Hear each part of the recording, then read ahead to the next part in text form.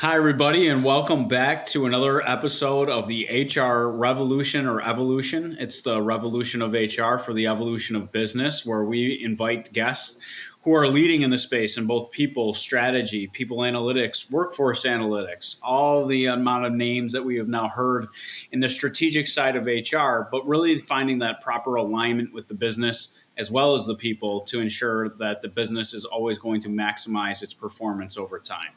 And with us today is my friend Bobby, who is also working on this passion project of mine together because we are fighting for the future of HR. And Bobby, please introduce yourself.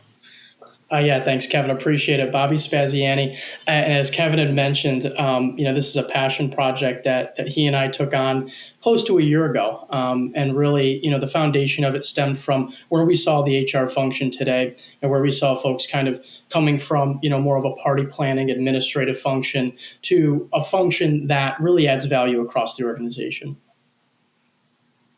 Love that. And with today's guest, we have Jakob from former BP, but really excited to have you on the show with us today because you're focused on the people and the strategic side. This has really been your focus and your baby over time as we've kind of followed that laundry list of a career that you've had at some pretty well-known organizations like Mercer and BP, really some forward-thinking organizations. But could you quickly introduce yourself to the audience today and what it is and why you're passionate about working in HR and with people?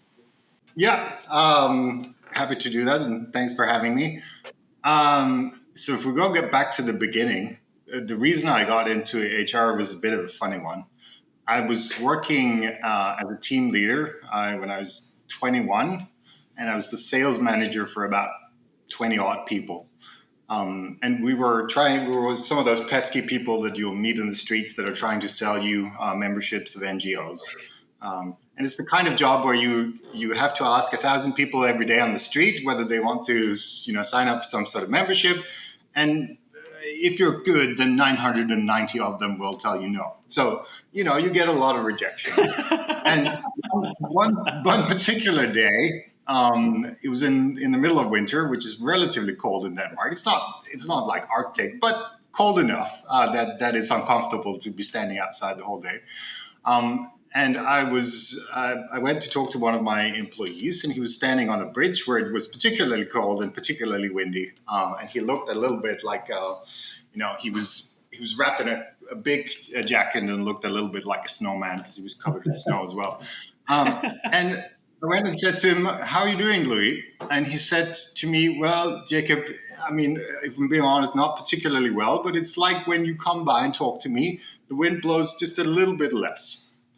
And I thought there was something very interesting about that statement and how it sort of reflects on human motivation. So I thought that's something I need to get into some more. So I went to university, as you do, and first started business administration, then went into to do a master's of HR.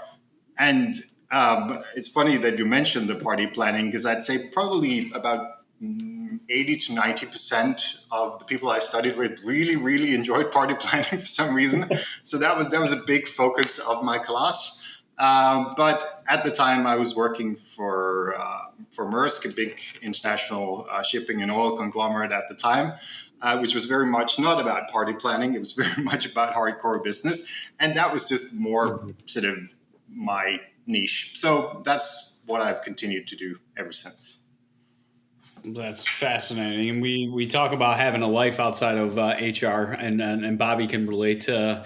Sometimes we're hearing everybody else's problems, and sometimes we're solely focused on making sure the information is in the system properly, but we don't really know what we're putting into the system at the same time, and how valuable that data is. When did you, I guess, come to the determination on how powerful data really was to better serve the organization? Well, so I guess I started working with data relatively early in that I worked on some sort of one of the early projects I did in Maersk was our CEO, Niels, once asked, and this was before people analytics really existed. Probably that they were talking about it in Silicon Valley, but it hadn't really made it all the way to Denmark yet. I think we had one guy who was doing kind of some people analytics things, but they were not really called people analytics. So our CEO asked HR, finance, and payroll, which was separate from HR, for a FTE to revenue ratio, which seems to be a reasonable thing for a CEO to have, so you can check whether your investment into your people is paying off. However, he got that number, a very, very different number from those three places that he asked. And from what I'm told, because I was not part of the meeting, his face turned a slightly unhealthy red color, and he made it clear that this was probably a problem that people would want to address relatively quickly. So I was tasked with taking data quality from about 80% accuracy to 99.9 in the manner of, I think I had 2.5 months, something like that. So it became pretty apparent very, very early on why this was important. And I think it's something that I've sort of carried with me ever since, because I then worked to optimize the way we captured headcount. Back then, we were still, even in a big company like Maersk, we were still struggling to actually capture headcount because we had day laborers in Spain, for instance. They were hired in front of a warehouse every day, and no HR person has the time to register 30 to 50 fields per person if you're going to hire people for one day. So I think it got me sort of very early on into the meat and potatoes of why data matters and why it's difficult sometimes. Yeah, I think that's great, Jakob. And so, in that example you provided, I think you've seen the evolution of people analytics. What do you, in your opinion, are good companies doing today who leverage people analytics? And where do you think that function in particular is going in the future? So you're asking for names of companies or examples? No, more so of the good companies that are leveraging people analytics. What are you seeing those companies do to provide value for the businesses in general? Yeah, so I think first and foremost, and this is put very simplistically, but I like to sometimes put things very simplistically first and then elaborate and make it a bit more nuanced later. But I think oftentimes I see people analytics and HR in general asking HR questions like turnover and attrition at various levels, or do we have the bench strength to promote? So we have succession planning, and then they do people analytics on things that they're already interested in. Now, the business is moderately interested in these things, but they're really interested in making money. And I think this is a concept that sometimes I think escapes HR people, because they got into HR because they were really interested in people and they really wanted to plan that Christmas party and make everybody happy. But most of the business is really just trying to make money. And they do various bits of that making money part, but that's what they're trying to do. So if HR cannot answer the question, how does this make us money? And it doesn't have to be in all elaborate detail. And the business as a whole is pretty comfortable with you making some assumptions and then telling them what those assumptions are and giving them some sort of calculation that makes sense. And I think that's sort of the core skill set that I sometimes see missing in HR. So I think in more direct answer to your question, what do good people analytics departments do, or good HR departments, or people and culture, or whatever you want to call them departments do? They ask good business questions. They ask not, can we prevent attrition, but they ask, why should we prevent attrition? How does that make us money? Exactly. Is attrition good above a certain number, or good bad above a certain number, and good below a certain number? And and what are the exact business effects, and how can we balance those with other things that we might Sure. want to achieve in the business? So it's really about, are you asking for that business outcome, and do you understand how what you do impacts the actual making of money somehow? And I've seen that too, and I've seen like HR almost unwilling to want that scorecard sometimes. I guess to really start to, as they peel back the onion, sometimes they're uncomfortable with what that data is going to expose about their effectiveness, right, in HR as the people. As we're kind of building out efficiencies, and a lot of organizations, let's say outside the publicly traded S&P 500, international organizations of 40,000 plus employers, small to medium-sized businesses feel like, why is it worth the investment? Why should I invest in people analytics and people data, right? Why should I care? I'm only an employer of 1,500. What have you seen on just like a micro level of how much better decisions businesses start to make when they have this knowledge at their fingertips? So I'd probably balance that a bit and say not all organizations have the scale for people analytics. You need a certain number of people just to pick up the effects, because inherently in psychology and therefore in HR, the effects are small. And if you have small numbers of employees, you might never pick anything meaningful up in your data. So that, I'd say that's one consideration, which is kind of throwing a spanner in the works into your question. Sorry about that. No, please. I would say if you are a smaller company, then look to look for the big effects. So you'd want to focus on something where the effects tend to be larger. Engagement is a classic one to latch onto, because it links to so many other things. Like I've worked in oil and gas, so there tends to be a link to the safety performance on rigs, and if you tell the business in sort of a reasonable way that you can help them keep people safe on oil rigs, you get a completely different level of attention than if you say you can reduce turnover. And I think it's relatively reasonable that keeping people from dying is just inherently more important than them leaving the company. So it's about, pick engagement. It's a good place to start. Then I think you'd probably, if you're a smaller company, want to find something that's relatively out of the box. Because I think if you're 1,500 employees, to roll with your example, unless you're a tech company and have tons of money, then you might just not have the scale to invest on building out your own people analytics, or have the know-how or whatever.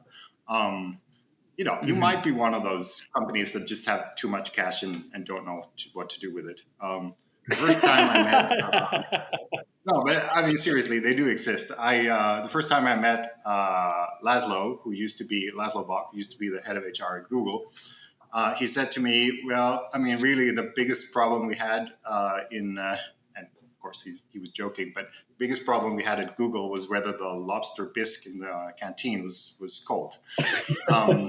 Nice problem to have. I think that nicely summarizes that Google just had too much money, so they could do whatever they wanted. But if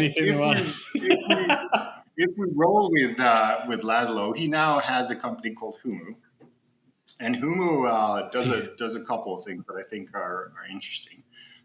First, they work with engagement, which, as I said, is a really important concept to work with. And I think something where particularly small companies probably could do with something, an approach that was a bit more structured. So they've sort of nailed the angle, if you will. It also comes with analytics in a box around engagement. And then connecting to your other question on what sort of differentiates the good people analytics companies from the not so good people analytics companies. Well, another one is, one thing is doing all the fancy people analytics. a completely different thing is actually changing something in the business so that this becomes a new reality. And that's why you see, if you look to the big tech companies, Facebook is doing it, Uber is doing it. They're structuring new teams. It used to be like business partnering teams within the people analytics function, but it's sort of transitioning now into more consulting like teams. Uber calls it decision science. So they're trying to build a sort of business partnering side that could really help HR business partners design new processes in the business, new ways of working, so that it really becomes embedded. And why is this relevant in the Humu example? It is because they have a nudge engine where they send you that they analyze your engagement, they link it to organizational priorities, and then they send you little nudges, little helpful encouragements to do the right thing. And these are tailored to the individual. It's something that they do at Google, and they do it at a number of the other Silicon Valley companies in-house. But here you can buy analytics in a box solution and have your employees get some sort of individualized coaching on how to work more effectively together. And I think that link from between business priority, engagement, and through to nudges that actually reach the end user, the employee, is a pretty powerful one. In your opinion, right? If we know that engagement scores have really lagged in that 33 to 35%, and I know that fluctuates internationally. I think a recent article, and I don't quote me on the name of the article, but I believe Americans were leading in the most engaged employees right during this pandemic. Why hasn't engagement scores increased? If businesses have been focused on this for the last 15 years, why is engagement such a tough nut for businesses to crack, in your opinion? Well, I mean, engagement is a complex thing. I think there are a couple of things. First of all, engagement fluctuates quite a lot. You would expect it to be low at the moment because of COVID. And COVID is having a number of sort of effects if you look at engagement scores. People aren't that happy in general. They can't travel as much as they used to. They don't see as many people as they used to. And there are just a number of they're more worried about the job security and that sort of thing. So you would expect engagement to drop in such a scenario. I think engagement is one of those things that tends to find a new normal. So people might be, over time they will sort of average towards the mean.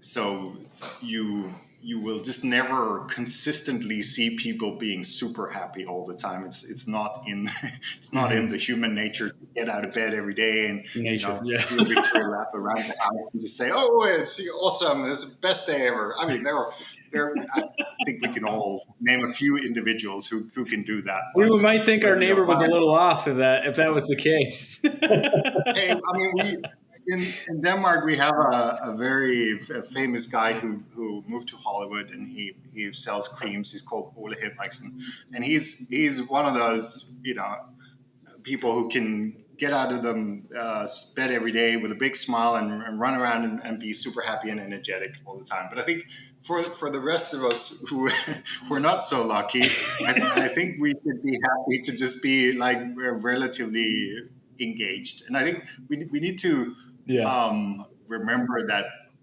engagement is really supposed to measure your willingness to invest in the organization that you work for. And if we look at how people have behaved during COVID, I mean, I think it's becoming more and more clear now that the main reason that people were just as effective, if not more effective, working from home as they were before was probably because they were working more, about an hour more every day. maybe this was the time they saved on transport, but they were working significantly more. And this is, of course, leading to, people are being tired and burning out and all sorts of things, because it's just hard to work that much all the time. And, with technology blurring the boundaries between our personal life and our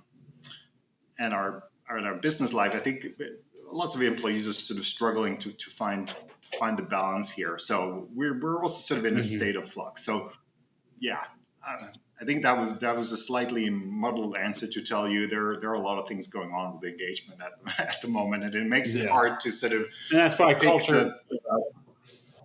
It's a sort of a signal and noise kind of thing. It's hard to find out what's really going on here. Sure. And I think, so Jakob, I think when I look at things like engagement, I look at people analytics, I look at, workforce planning, I look at them as kind of all inputs to this idea of people strategy. I know that you've navigated your career at different companies to kind of head people strategy. How difficult, or what were some of the challenges that you experienced with the pandemic over the last year and a half as it relates to kind of prioritizing people and strategizing the business around people? Well, it very much depends on, I think, the company and the sort of the part of which part of the pandemic we were in. But I've worked at different companies. I'm not going to name names here, but I think early on in the pandemic, the only thing that people could agree on was that they didn't know what was going on. So people were saying, well, we can't be strategic because we can't look ahead. I think some companies that are a bit more forward-looking, and I think particularly in oil and gas, as I've said, which I've done a fair bit of work in, investment horizons tend to be very long. 5, 10, 20 years into the future. I think most people could agree that 5, 10, 20 years into the future, we'd probably, manage to maybe not eradicate COVID, but get some sort of level of control over it. So businesses, after they were kind of knocked out initially, that they had, a hard punch to the face. They went down, hit the canvas, got up. They were a bit groggy, looked around. And then I think the better businesses quickly said, eventually this is going to blow over. So we might just wait and see now, but we'll still come up with strategies. And, a company like BP still put forward in the pandemic a relatively ambitious strategy to transition from a international oil company to an integrated energy company, which was a massive strategic shift. You're shifting from one industry, or at least the emphasis from one industry or one part of the industry to another. You're transitioning from fossil fuels to renewables. You're talking about integration. You're talking about, reaching more, dealing more with consumers and less with your traditional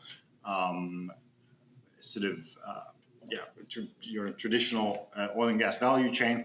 So, so BP was relatively ambitious, and I think realized that 5, 10 years down the line, this is going to be behind us, and we're going to need to also understand the people priorities of our new business strategy. Because if you want to transition from one industry to another, that means you need new skill sets. You need people who understand solar. You need people who understand hydrogen. You need people who are better at doing consumer analytics if you're going from B2B to B2C. So all these skill sets you need to bring into the organization, either sort of by acquisition or organically. And I think with this kind of turnaround, it's probably mostly going to be by acquisition. Excellent. Appreciate that. Yeah, and that changes a lot. We see a lot of mergers and acquisitions. And one of the things that I've noticed or found fascinating is the I guess the lack of investment into the identification of the people analytics side or the people side or component of that acquisition, right? And I think sometimes they're Yep. focused more on the financials. You've been working in the M&A space for a while now, and this is a space that's rapidly growing due to some of the economic turn or downturn during the pandemic itself. Have you started to see businesses focus more on the people component before they determine to buy a particular business because they've learned the hard way and they didn't see that full return on the other business that they had bought in previously? I think it's very much business to business, and it's very much how recent is that having learned the hard way, because it's one of those lessons that tends, it comes around every now and then people forget about it again. Unfortunately, if it doesn't get ingrained into processes. I think by and large, companies do too little in the due diligence phase in the people space. They tend to, they do a little bit of digging around in employment contracts to see if there are any worrying clauses. Unions. They look at the comp and ben elements and see, do we need to come up with some retention clauses? Are there any change of control things we need to be aware of in our benefit schemes and that sort of thing? So a lot of it tends to be very administrative and comp and ben focused, with my experience. So I think there is an opportunity to start planning the integration part and starting the integration part earlier. I see the companies who are best at M&A have communication plans very, very early on, and they follow them religiously. They communicate to the companies who are part of the merger every week, if not more, so that you dispel some of the myths that always pop up in an M&A situation.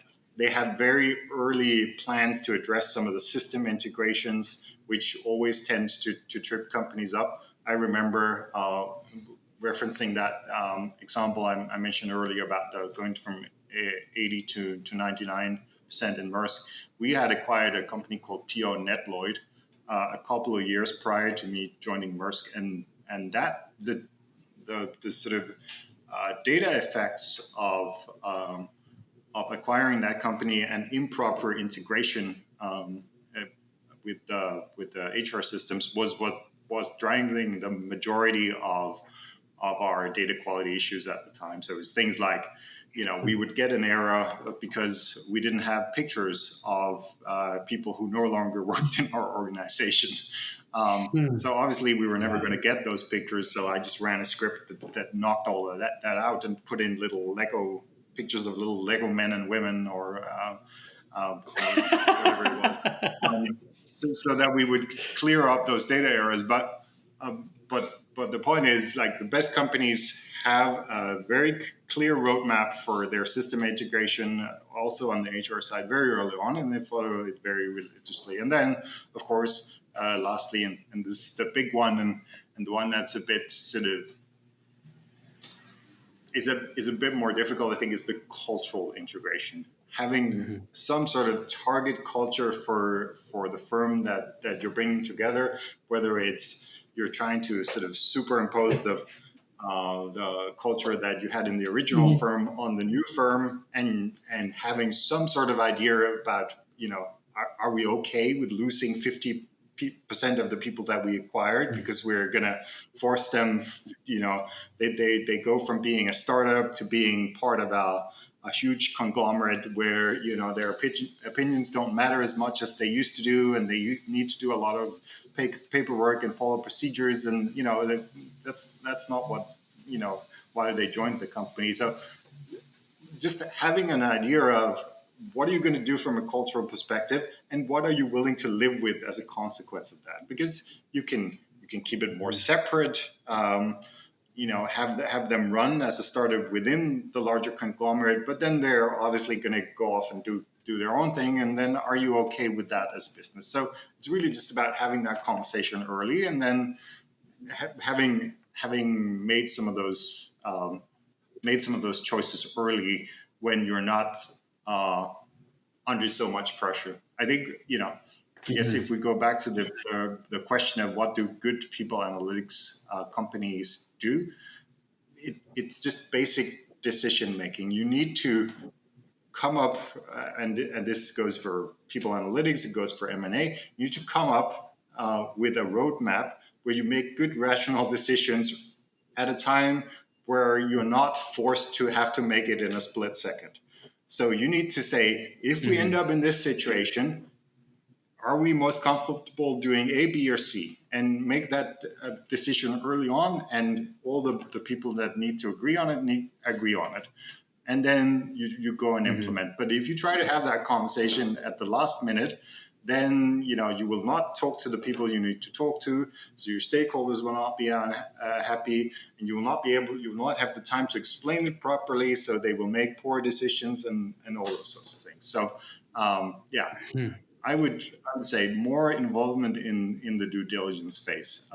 But I mean that goes back to sort of HR tends not to be involved because HR hasn't always sort of been very good at articulating to the business why they should be involved. Right. And it's a process where there is a lot of tempo, big decisions are being made very quickly, lots of money are being spent. And people don't really want people there who don't add value or who can't, very quickly articulate why they're adding value. Yeah. I think that's excellent. It's a great point. And I want to shift gears just a little bit, right? I think some of our listeners are maybe new to HR or studying HR, ready to break into this field for the first time. Jakob, where do you think the white space within the function is today? Where do you think there's areas of opportunity for somebody who's just stepping into the HR seat to really make an impact out of the gate?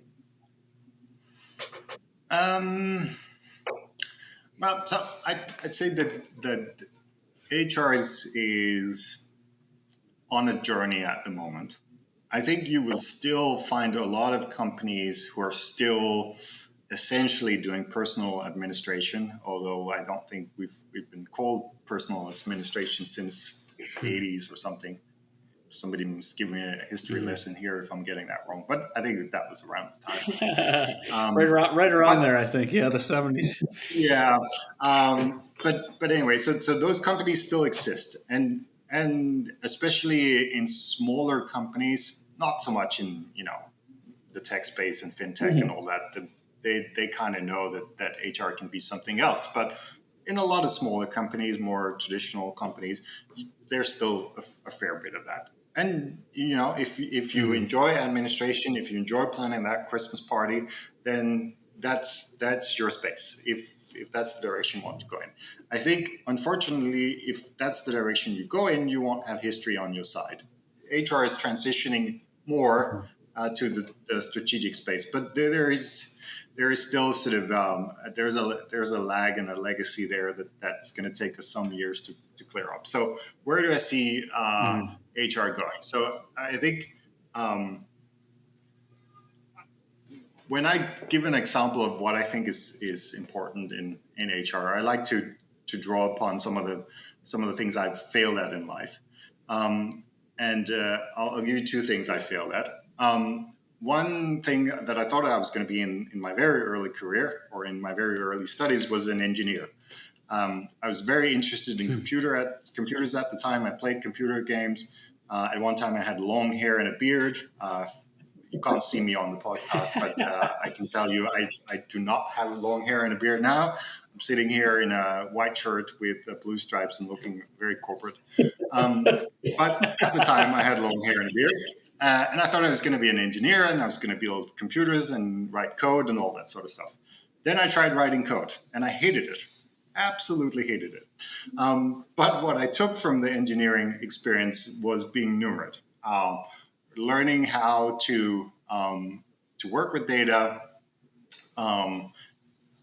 learning how to use numeric evidence to back up your claims. And I think that's an important skill set for the future if you want to be strategic, because strategic conversations are inherently, at least partially, about numbers. And if you don't speak numbers, then nobody's going to take you seriously. So learn the numbers. It might not be what comes most naturally to a lot of HR people, but if you want to play with the big girls and boys, then that's where it's at.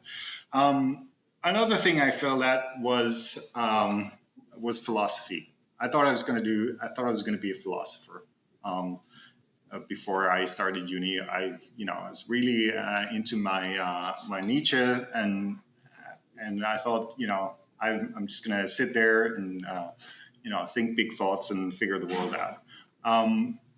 Then I found out that philosophers don't make that much money, and the pace was somewhat less than I was comfortable with. You already had the long hair and the beard, so I can understand why you were pivoting that direction. I could sit there, with my long hair and my beard and stroke my beard and think deep thoughts. But but I think there are a lot of good things that you can bring with you from philosophy. I think a lot of the coaching that is important, an important skill set of HR. Is something that you can bring with you from philosophy, and I think it's something that HR people, with the data, but they need to work on their influencing skills. I think it's Plato that uses Socrates as an example of where he calls it being the midwife of ideas. And how are you the midwife of ideas? Well, you sort of plant little seeds in the business. You give them little snippets of data. You say things in passing, and then you build it up to the point where they think it's their own idea. And I think this is a skill set that will serve you well in any part of the business, but I think particularly in HR, if you want to be the sort of person who's able to get senior executives to give you some attention. So I failed at that. But I still took some things from it. That's such a relevant conversation there, though, and I'm so happy you brought that up, because a lot of times when people are feeling that they're forced to look at something, right, like in a lot of those HR relationships with the manager, they're viewing HR as that necessary evil, and HR needs to understand, well, what's motivating that manager? What does that manager define as success? Therefore, how can I make him or her better at their job? So therefore, we can develop a more, let's say, business relationship, right? I think sometimes nobody is willing to create those relationships. They're all trying to stay almost in their lane. But you being on the people strategy side, you had to be in everybody else's lane. You really almost had to understand, I assume, of where everybody is headed, where's the business headed. In your opinion, we always want to talk about the future of work, right? There's people out there saying that the pandemic has sped up what they had thought was coming in by 2030, 2025, and now in a matter of months has really pushed us to the limit. We hear words like buying talent, renting talent, growing talent, botting talent. As technology advances, like you and I said earlier, is if we're in HR, we're only the administrators. You and I both know with the advancements in HI and technology, that's the whole focus, is how quickly can we replace that function. You being on people's strategy and always thinking 5, 8, 10 years ahead from a skills perspective, from just the overall labor perspective, what can businesses be doing today to really catch up? Because in my experience today, they're still 3, 5, 10 years behind as to where the rest of the world is from a labor perspective, and really where the future of work is headed. So where is it headed in your estimation, and what can we be doing in HR and leadership today to really be putting out the right plans for the future?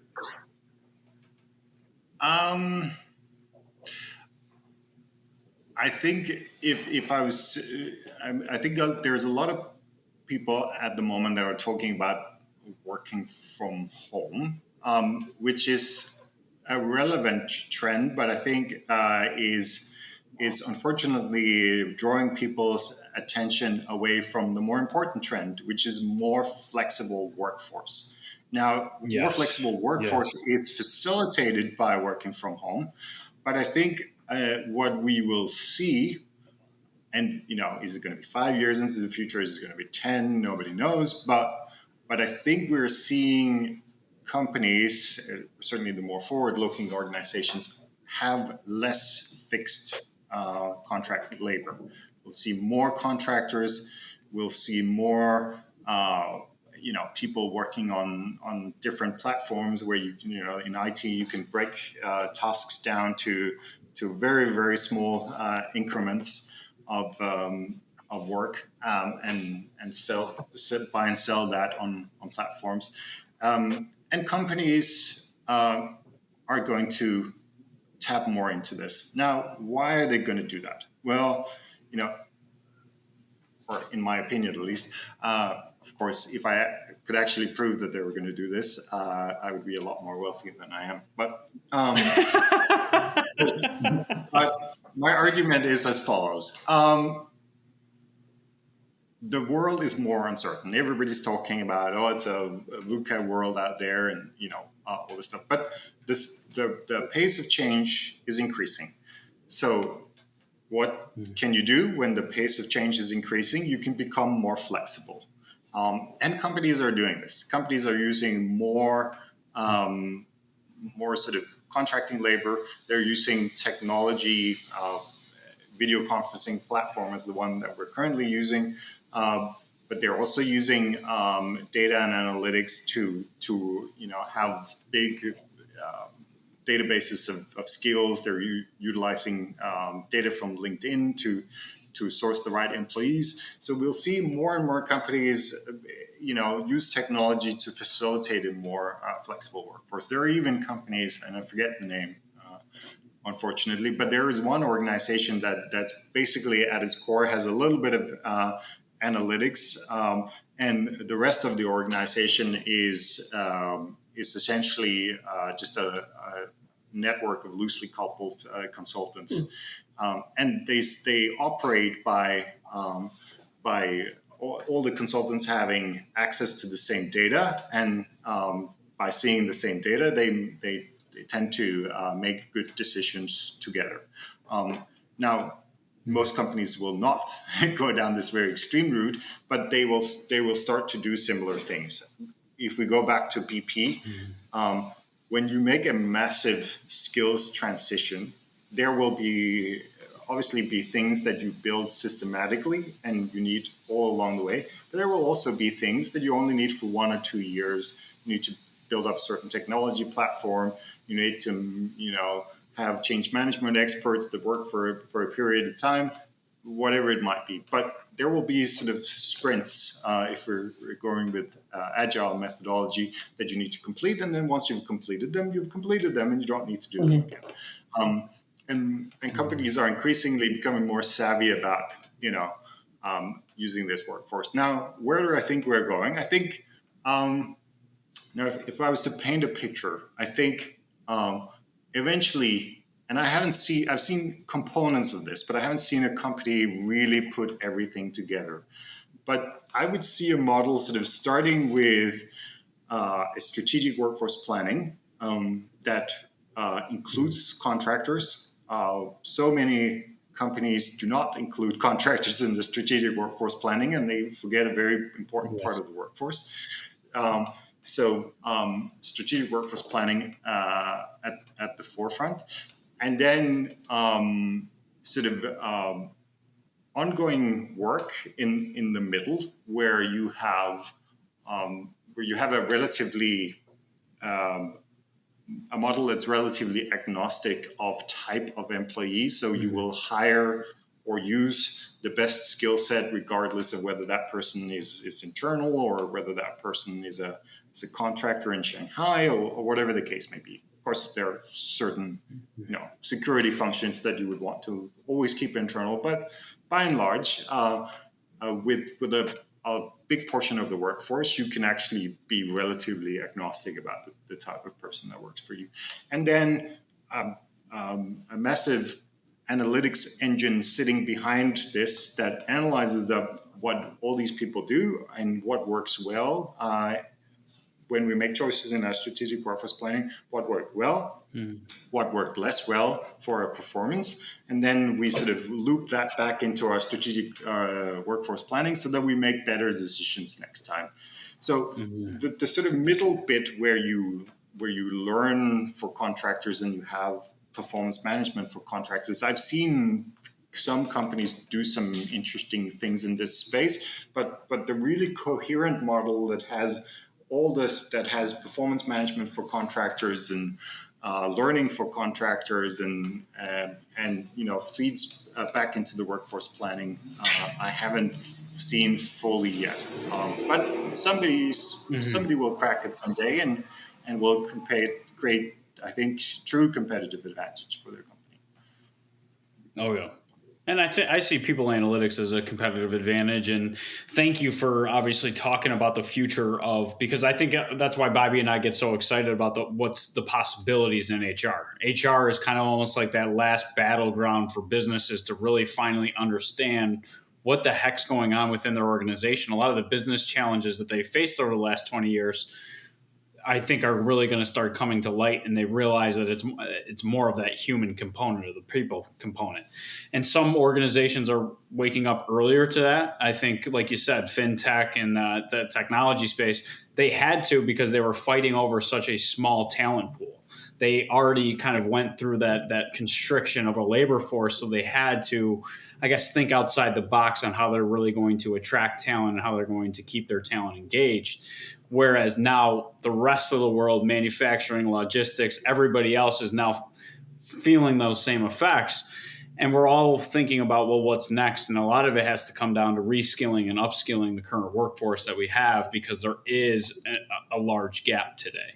But this is why we're talking about the revolution of HR, Jakob, because it's really for the evolution of business. And as we evolve as businesses, as people, as the socioeconomic climate continues to change, it's going to be those ebbs and flows. And you refer to it as those sprints, right? And those mile-long journeys, sometimes there's some sprints in order to get to that finish line. But I just wanted to say thank you so much for being a guest on our show.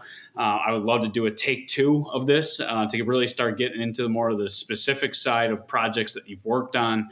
But I think you gave everybody a real good taste as to what some of the power behind people analytics and what we can be doing in HR to propel ourselves forward as a function to really be that true difference maker within the business as a strategist. Yeah, it was my pleasure. Thanks for having me, and happy to do a take 2 if you'll have me. I still have a few stories that I haven't told you, such as my the job I once held as an octopus trainer, but we can cover that. Well, that will definitely make worthy for a take 2. But I just wanted to say thank you so much for really kind of stepping outside your comfort zone as an HR professional many years ago and really showing how intertwined HR and business really can be. And I think that I tripped into HR and then saw that, and I think the potentials are pretty much limitless. Yeah. Thanks, Jakob. Absolutely. Appreciate it. Thanks. My pleasure. Thank you so much. Talk to you soon.